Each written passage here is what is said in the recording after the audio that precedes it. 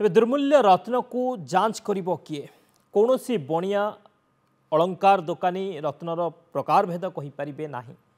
राज्य सरकार खनि विभाग अधीन रे जेम्स लैबोरेटरी रही लैबोरेटरी साइंटिफिक ऑफिसर अछंती सेमानंकु एही रत्न भंडार खोलिबा परे रत्न जांच दायित्व दिया दरकार बोली कहिसंती पूर्वतन मंत्री विजय महापात्र।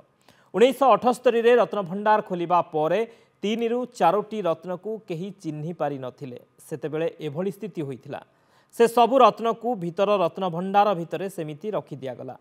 एबे जेतेबेले वैज्ञानिक अनुसंधान परिसीमा बढ़ी और सरकार निजर भित्तिभूमि रही खनि विभागर एही सबु विशेषज्ञों को कहीं नियोजित करा जाउनी बोली प्रश्न उठाइछंती पूर्वतन मंत्री विजय महापात्र।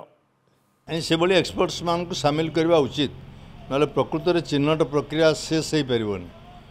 चिन्हट प्रक्रियाटा चूड़ांत हो पारन जदि एक्सपर्ट्स माने ताको न देखिक सर्टिफाई करेंगे। एक्सपर्ट्स मानकर मतामत नवा दरकार, शामिल करवा दरकार गणति काम मोर मत।